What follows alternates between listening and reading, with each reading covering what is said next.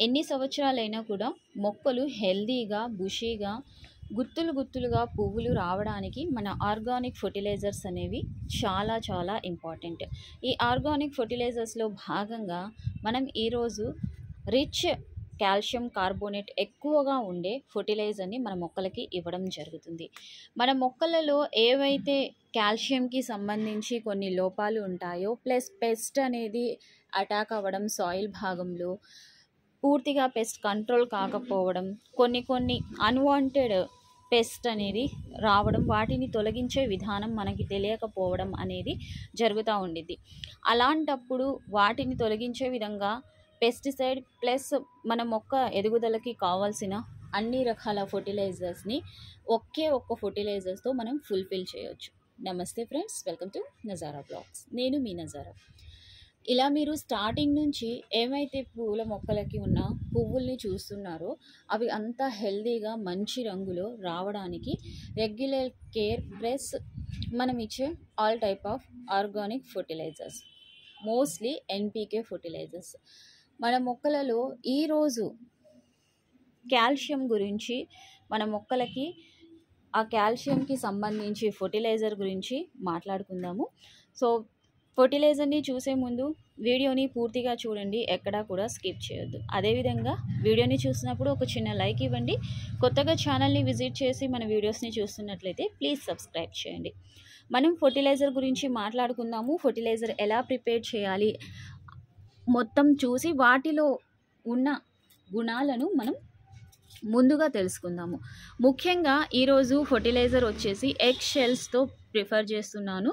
Egg షెల్స్తో prefer చేసిన అన్ని రకాల ఫర్టిలైజర్స్ మన ఛానల్లో అందుబాటులో ఉన్నాయి.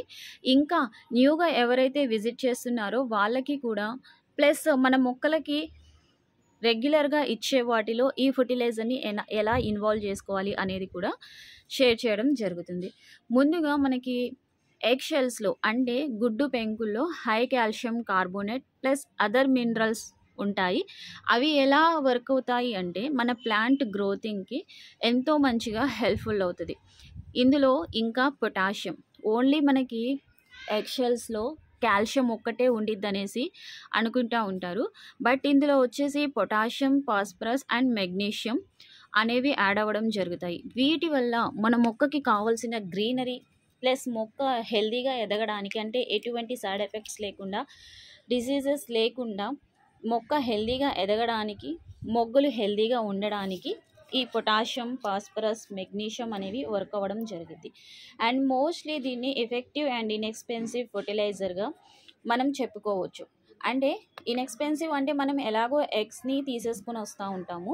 సో వాటి యొక్క షెల్స్ని మనం పడేయడం జరుగుతూ ఉండిద్ది. అలా కాకుండా ఎటువంటి పైసా ఖర్చు లేకుండా మనం ఆ ఎగ్ షెల్స్ని ఫర్టిలైజర్గా యూటిలైజ్ చేసేసుకుంటూ ఉంటాము.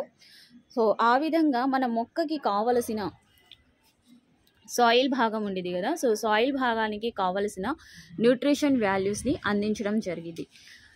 ఇంకా మనము ఫర్టిలైజర్ ప్రిపేర్ చేసి మొక్కలకి ఇచ్చుకుంటా తర్వాత మనం పెస్ట్ని ఎలా దూరం చేసుకోవచ్చు ఈ కాల్షియం పౌడర్తో అనేది చూసుకుందాము రండి. ఇక్కడ చూస్తున్నారు కదా, ఇది వచ్చేసి ఫర్టిలైజర్, ఎగ్ షెల్ ఫర్టిలైజర్. రెగ్యులర్గా ఎగ్స్ అనేవి కిచెన్లో యూజ్ చేయడం జరుగుతూ ఉండేది. అలా 2 డేస్కి ఒకసారి కానివ్వండి, 3 డేస్కి ఒకసారి కానివ్వండి వచ్చిన ఎగ్ షెల్స్ని పూర్తిగా ఎండబెట్టండి. అంటే లోపల జిగట పదార్థం ఉండిద్ది, ఆ జిగట పదార్థం లేకుండా ఎండిపోయేంత వరకు ఉంచండి. జస్ట్ మనకి హాఫ్ అన్ అవర్లో అది మొత్తం కూడా ఎండిపోవడం జరిగింది. అలా ఎండిపోయిన తర్వాత పౌడర్లా ప్రిఫర్ చేయండి. పౌడర్ ప్రిపేర్ చేసేటప్పుడు జాగ్రత్త.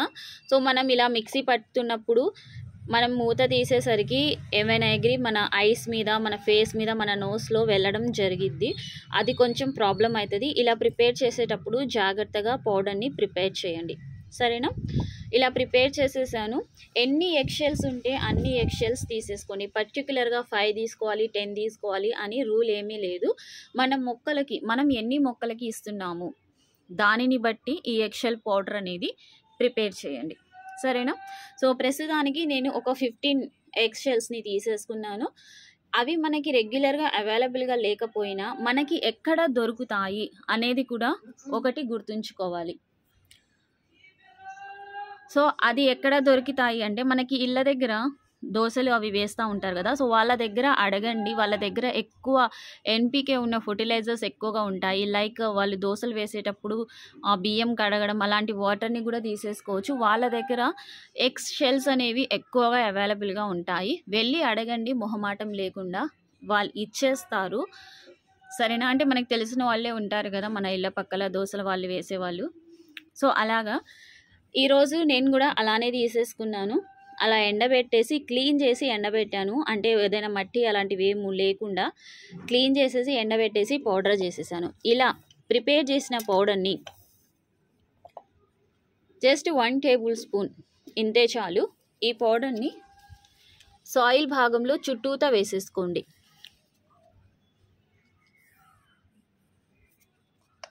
అంటే మొక్క భాగానికి కాకుండా, కాండం భాగం దగ్గర కాకుండా ఎడ్జెస్‌లో, మిడిల్ ఎడ్జ్‌లో అలా వేసేసుకోండి.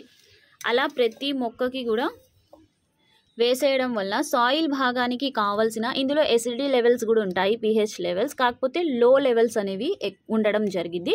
బట్ కాల్షియం అనేది ఎక్కువ ఉండిద్ది, కాల్షియం కార్బోనేట్. సో అందుకనేసి ఇది సాయిల్ భాగానికి ఎక్కువ మంచిగా వర్క్ అవ్వడం జరిగింది. ఇలాగా మనం అన్ని మొక్కలకి వేసేసుకుందాం. వన్స్ ఇలా వేసేసుకున్న తర్వాత వాటరింగ్ అనేది కంపల్సరీ. ఇలా హ్యాండ్తో చుట్టూతా వేసేసుకోండి.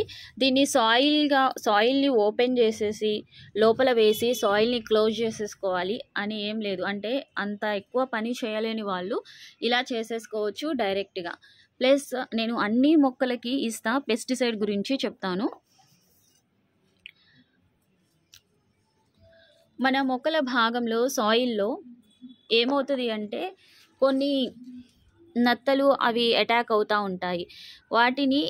అవి ఎక్కువగా స్ప్రెడ్ అయిపోతూ ఉంటాయి. నత్తలు, జలగలు, ఇంకా కొన్ని పురుగులు. వాటిని మనం ఎలా తీసేసుకోవాలి అంటే జస్ట్ ఎగ్ షెల్స్ని రఫ్లీ మనం చేత్తోనే ఎగ్ షెల్స్ని పట్టుకుంటే అవి పగిలిపోతాయి కదా. సో అవన్నీ కూడా సాయిల్ భాగంలో మల్చింగ్ టైప్ వేసేసేయండి. అలా వేసినప్పుడు అవి మన సాయిల్ భాగంలో ఉన్న ఫుడ్ని తీసుకోకుండా ఆ ఎగ్ షెల్స్కి అంటుకోవడం జరుగుతాయి. దాని తర్వాత ఆ ఎగ్ షెల్స్ మొత్తాన్ని కూడా పూర్తిగా క్లీన్ చేసేయచ్చు. అలా మీరు సాయిల్ భాగంలో ఎటువంటి పెస్ట్ పట్టకుండా మన మొక్కలని కాపాడవచ్చు. ఏదైనా ఒక ఫర్టిలైజర్ మనకి పెస్టిసైడ్ ప్లస్ నార్మల్ ఫర్టిలైజర్లా కూడా యూజ్ అవుతుంది. ఇలా మనం అన్ని మొక్కలకి ఇచ్చేసుకుందాము.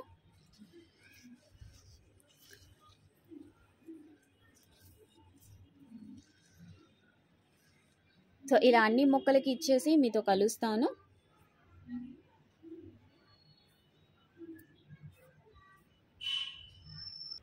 చూస్తున్నారు కదా ఫ్రెండ్స్, ఇక్కడ ప్రతి కుండీ భాగంలో ఈ ఎగ్-షెల్ పౌడర్ అనేది ఇవ్వడం జరిగింది. ప్రతి కుండీ భాగానికి ఇవ్వండి.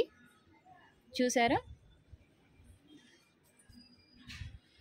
ఇప్పుడు నెక్స్ట్ మనం వాటరింగ్ చేయాలి. వాటరింగ్ అనేది కంపల్సరీ. అలా మనం వాటర్ అంటే ఇక్కడ తడి భాగం అస్సలు లేదు, అందుకనేసి వాటర్ కంపల్సరీ అంటున్నాను. కొంచెం తడి భాగం ఎక్కువగా ఉంది, వర్షాలు పడినప్పుడు మీరు ఇచ్చినట్లయితే వాటర్ చేయకపోయినా నో ప్రాబ్లం. అండ్ ఎక్కువగా ఎసిడిటీ లెవెల్స్ కొంచెం తక్కువైనా కొంచెం ఎక్కువైనా కానివ్వండి, ఇది మనకి ఎగ్-షెల్ ఫర్టిలైజర్ అనేది మంచిగా వర్క్ అవ్వడం జరిగింది. ఇలా మనం వాటరింగ్ చేసేసుకుందాము.